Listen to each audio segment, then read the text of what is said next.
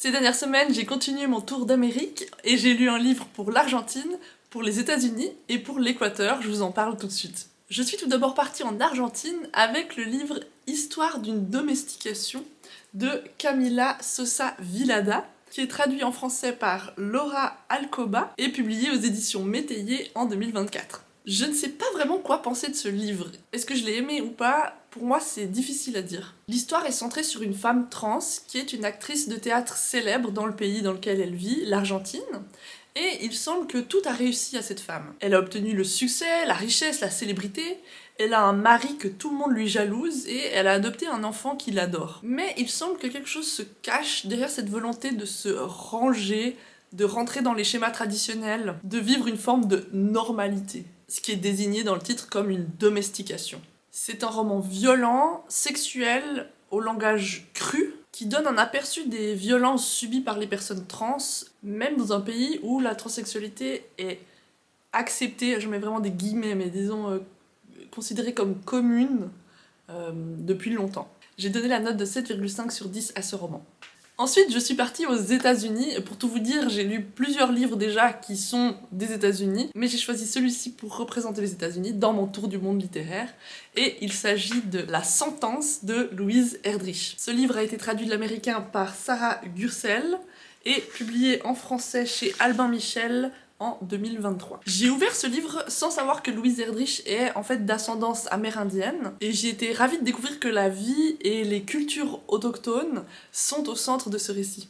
On suit une femme, Touki, qui nous raconte son existence depuis son incarcération jusqu'à sa vie actuelle en tant que libraire dans une communauté autochtone de Minneapolis. Cette vie semble traversée de failles que certains fantômes utilisent pour s'accrocher à Touki et la tourmenter. Les questions qu'on se pose au fil du récit, c'est est-ce que ça vient de son incarcération, de ses origines floues, ou de la folie du monde autour d'elle? Parce que le roman se déroule à la même époque que l'assassinat de George Floyd et que la pandémie de Covid. Et c'est bien sûr un temps où Donald Trump est aux commandes des États-Unis. C'est comme si le roman cherchait à comprendre d'où viennent les failles de Touki, d'où viennent ses faiblesses, et si elle va pouvoir les surmonter. On sait que les livres ont déjà permis à Touki de survivre alors qu'elle était en prison. Est-ce que les livres auront, une fois encore, le pouvoir de la rendre assez forte? Ou au contraire, est-ce qu'ils vont ouvrir de nouvelles failles dans son corps et son esprit?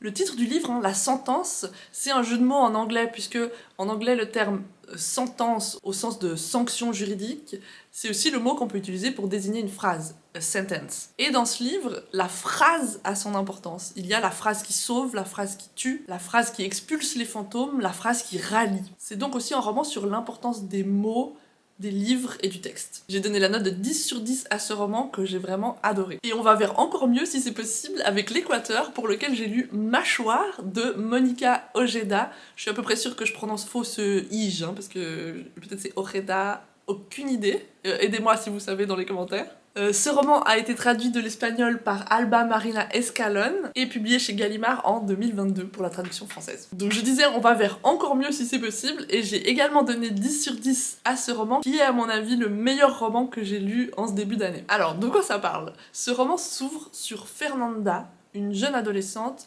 qui est ligotée à une chaise. C'est sa prof principale, Miss Clara, qui l'a kidnappée. Et d'emblée, plusieurs questions se posent.